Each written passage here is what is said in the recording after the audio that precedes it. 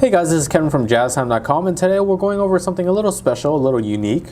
This is the Rolex Submariner 50th Anniversary Edition, also known as the Kermit. Okay, the reference number for this watch is 16610LV. And before we start, I'll be letting you know the price of the watch, and we'll be reviewing the dial, the bezel, the case, the crown, the bracelet, and I'll talk a little bit about the movement at the end as well. Okay, so the price as of November 2016, you can get this for as low as $8,700 at JazTime.com. And let's go ahead and move on to the dial now. So the dial, as you can see, it has a very nice black dial. And one thing to mention about the Submariners of this time, if you were to take the reference number without the LV, that 16610, you would get the basic reference number for the regular model of the Submariners at the time.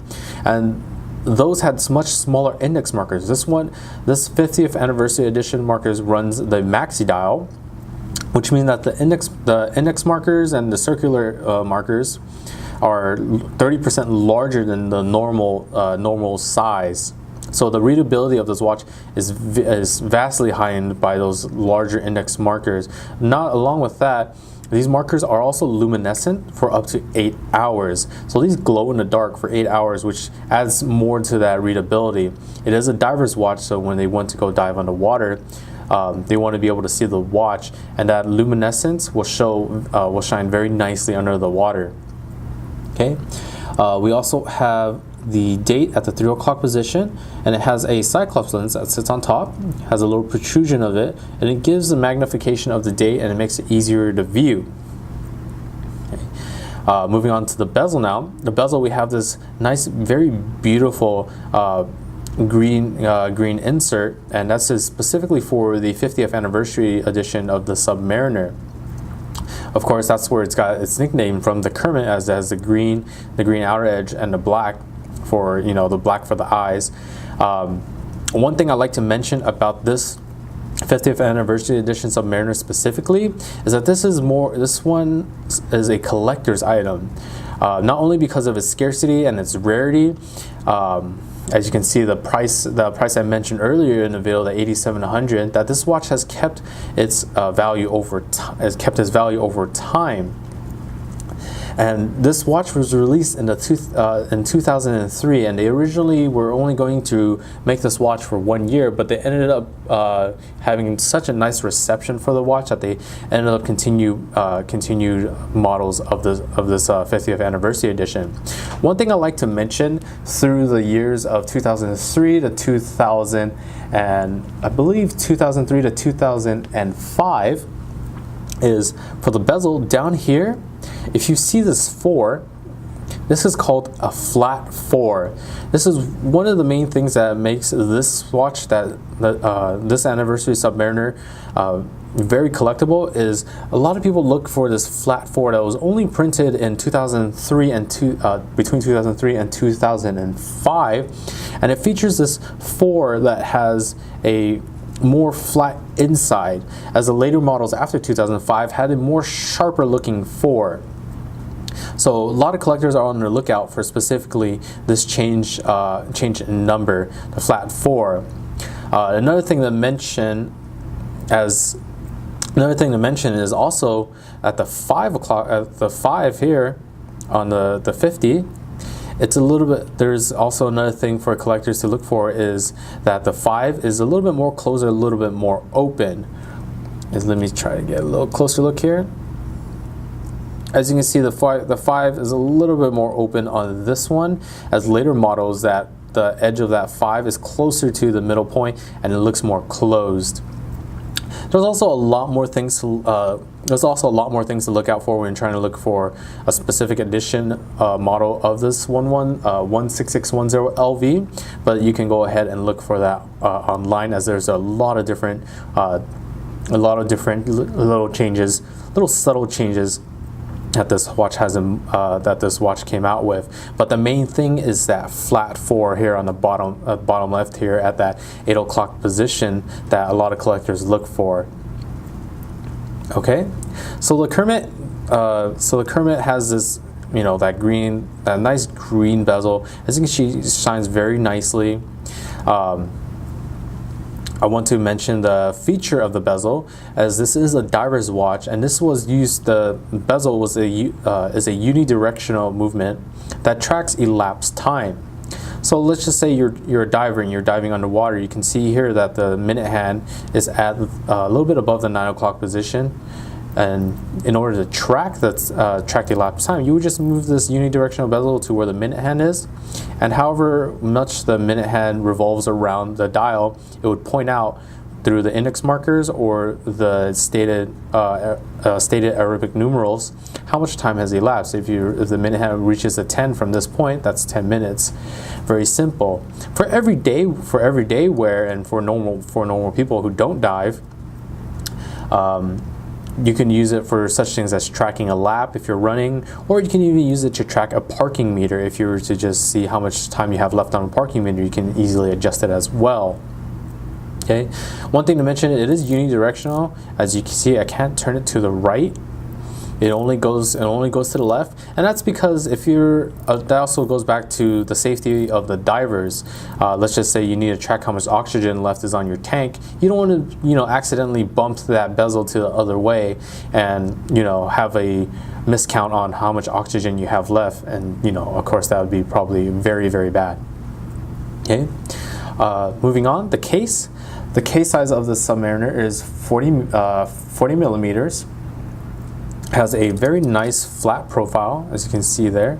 It's not too high. It will fit under a suit cuff or a dress cuff very nicely. It's only really the only mention is the bezel here is it sticks out a little bit, but it still will fit very nicely.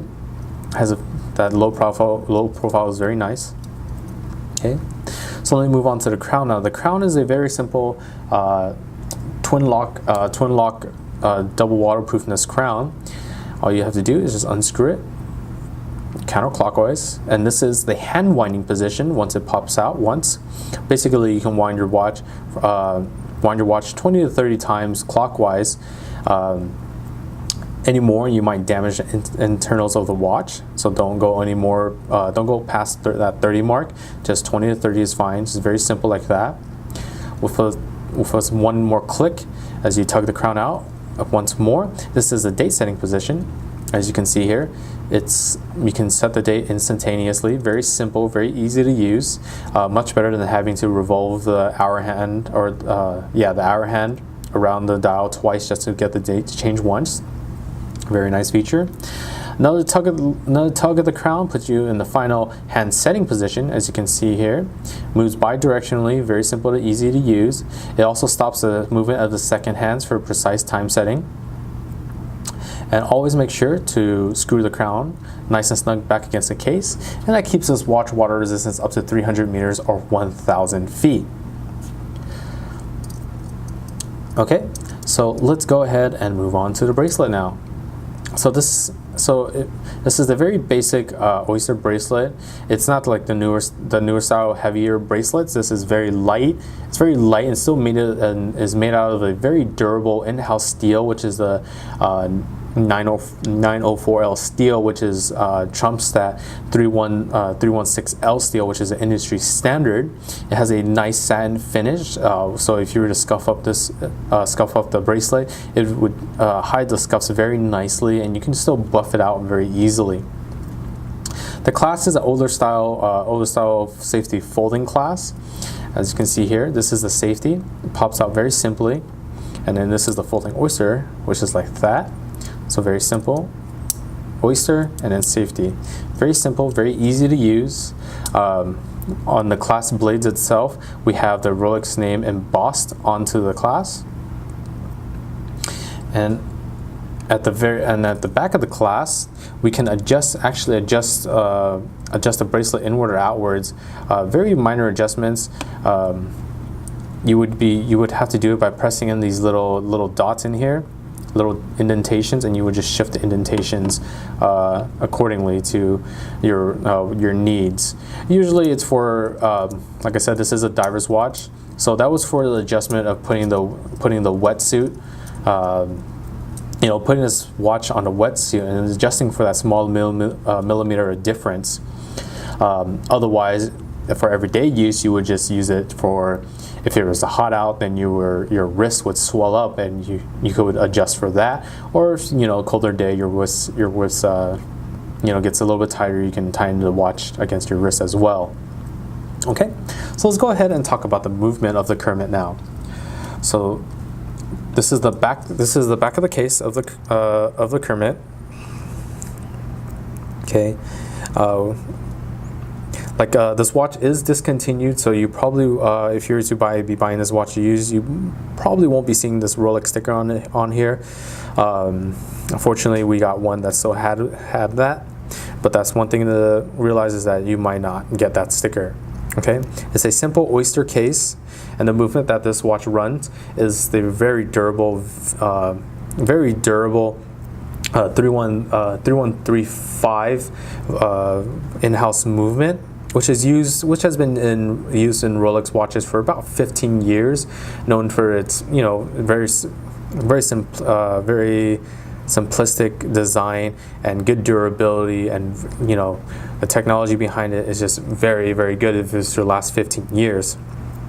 Okay, so that 3135 movement allows for the simple tracking of the hour hand, the minute hand, and the second hand, the stopping of the second hand when you unscrew the crown for precise time tracking. It also allows for that instantaneous date changing that I've shown you earlier when I unscrewed the crown.